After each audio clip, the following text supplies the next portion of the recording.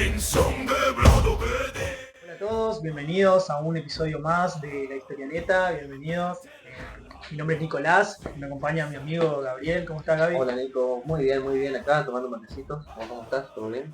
Muy bien, muy contento y muy ansioso de comenzar este nuevo episodio con una temática muy diferente a la que veníamos abordando en los episodios anteriores, que es sobre la Edad Media. Cuando nosotros pensamos en la Edad Media, se nos viene a la mente, la Edad Media europea obviamente, se nos viene a la mente castillos, caballeros, reyes que Totalmente. vivían en relativa tranquilidad, podemos decir.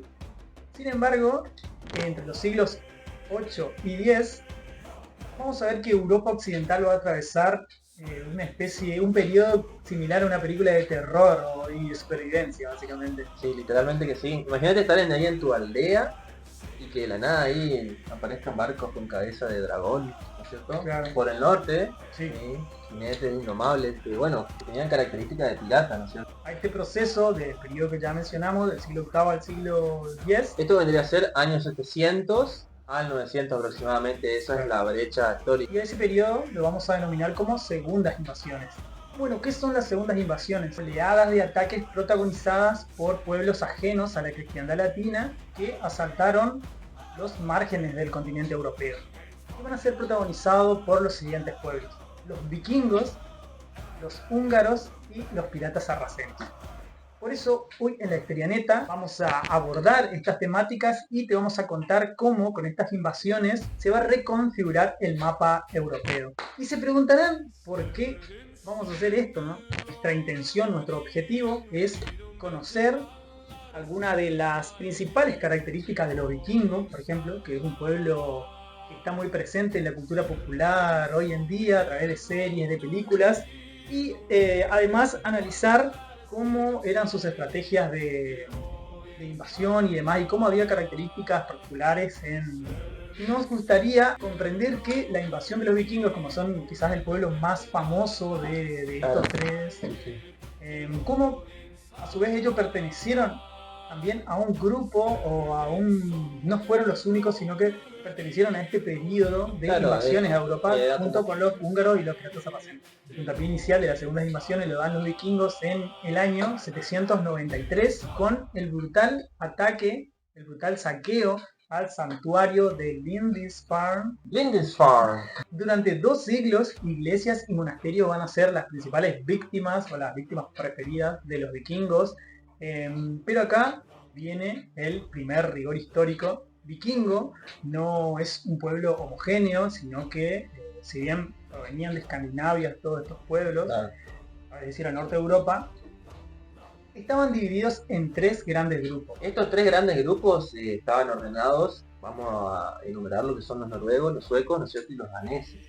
Acá hay una diferencia en cuanto a la nomenclatura muy grande porque, bueno, como vos bien decías, es un grupo, no era un grupo homogéneo, sino que había otros subgrupos dentro de él. Bueno, entonces los noruegos, por ejemplo, eran unos exploradores, ¿no es cierto?, del Atlántico Norte, en la cual, bueno, ellos ocupan Islandia, Groenlandia, sí, inclusive estuvieron acá en América, ¿no es cierto?, en el año 1000 alrededor aproximadamente, después de Cristo obviamente, Sí. Casi unos 500 años antes de la llegada de Colón, ¿no es cierto? Entonces también eso es un dato no menor. Después tenemos los suecos, también llamados varegos, ¿sí?, que significa comerciante. Ellos miran hacia el este del mapa, ¿no es cierto? Como que ellos van a poner un poco más en el este, ¿sí? Entonces van a usar los ríos rusos como para llegar al Mar Negro, ¿no es cierto? Porque recuerden que el mar, los océanos eran lugares de comercio, con lo cual, bueno, a eso les servía muchísimo, ¿no? Bueno, justamente trayendo esto desemboca que su motor, ¿no?, era el dinero, ¿no es cierto?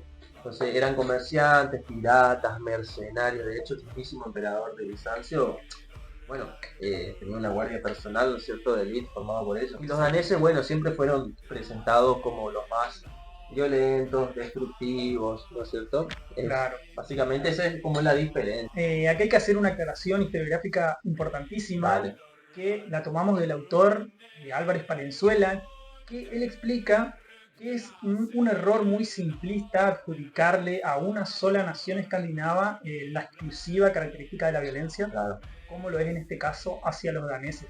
Pero ¿por qué los daneses tienen tan mala prensa entonces, ¿no? Que son vistos de esta manera como los más violentos o los más destructivos siempre son presentados de esta manera.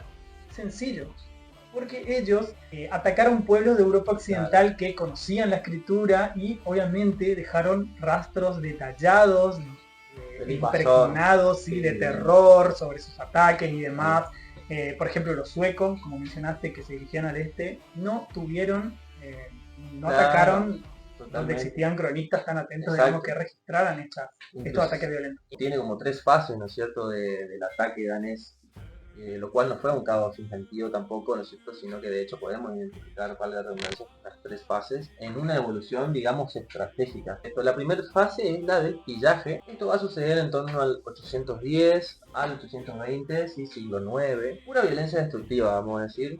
Entraban al continente por los ríos, saqueaban pueblos, ¿no es cierto?, y monasterios, y muy importante este dato. Y bueno, cargaban el botín y se retiraban.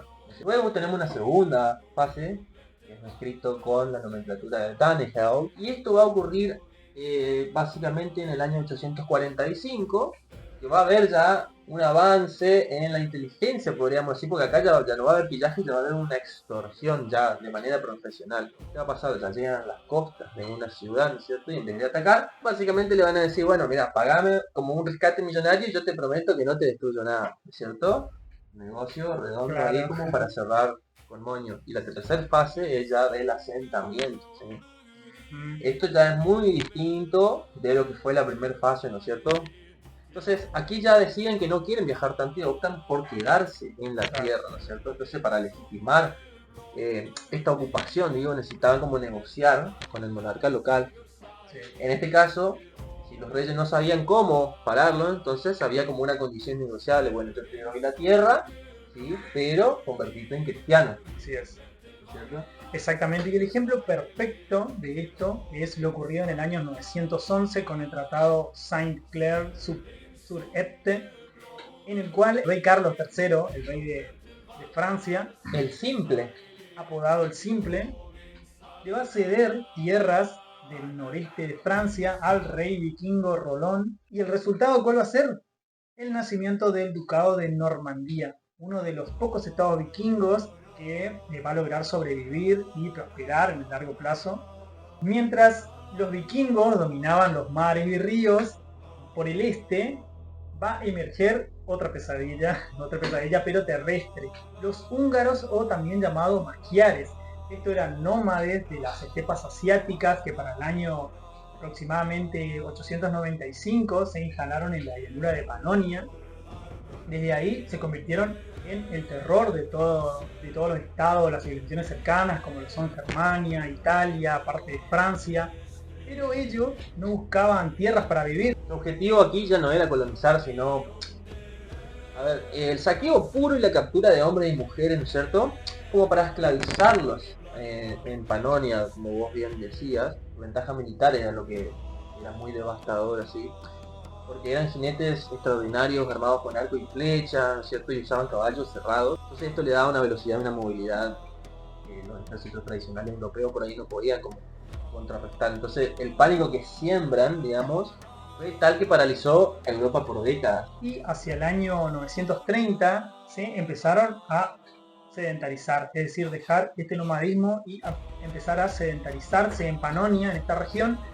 Y en el año 955 el rey Otón I de Sajonia lo va a derrotar de manera definitiva en la batalla de Lechfeld, y a partir de allí los húngaros iniciaron su propio proceso de cristianización y organización política, transformando sus tribus en lo que va a ser, ahora sí, un reino estable.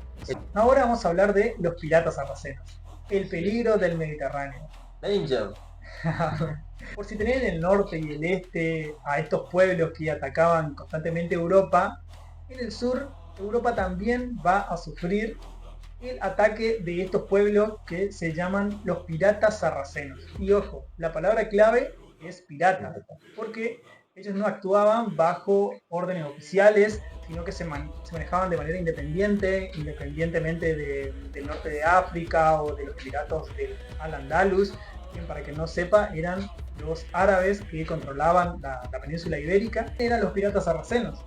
Estos eran marineros independientes que armaron una especie de república de piratas, digamos, en estas ciudades costeras y de las cuales iniciaban sus incursiones. Claro, o sea, no, tampoco lo hacían esto, digamos, por la yihad ni por la expansión del Islam. Para nada. El objetivo era puramente económico, básicamente. Era el expolio y el lucrativo negocio de esclavos. De hecho, capturaban esclavos en las costas para venderlos. El término de esclavos cristianos era Sacaliba, Claro. el término que usaban. A finales del siglo IX, estos piratas se van a instalar en una base fortificada llamada Fraxinetum, que va a ser en el sur de Francia. Desde ahí, que va a ser conocido como un nido de piratas. Encima de un lugar muy chico. Claro, y una zona costera, recordemos que eran pueblos piratas. Claro. Y allí van a controlar y aterrorizar las rutas comerciales del Mediterráneo y el interior del territorio por casi un siglo. Bueno, pero esto no queda ahí porque hasta que los nobles locales se cansan, entonces en 972 hay una coalición de condes provenzales, podríamos decir, piamonteses, que une fuerzas y bueno, ataca Fraxinetum y elimina el asentamiento pirata para siempre. Bueno, hacia mediados del siglo X, la cristiandad latina al fin pudo respirar un poco. Los vikingos se habían integrado como normandos, los húngaros se habían convertido en un reino cristiano y los piratas sarracenos habían sido expulsados definitivamente de sus bases estratégicas. Europa occidental sobrevive a las segundas invasiones, ¿no es cierto? Pero vamos a decir que ya no es la misma, porque este mapa fragmentado y militarizado fue el laboratorio perfecto donde se termina de consolidar el sistema que dominará los siglos siguientes, el cual va a ser el feudalismo, ¿no es cierto? Si te interesó este viaje hacia la Edad Media, invitamos a que comentes cuál de estos tres grupos te gustó más y que les des like, te suscribas y nos sigas en nuestro próximo video de La Experiencia.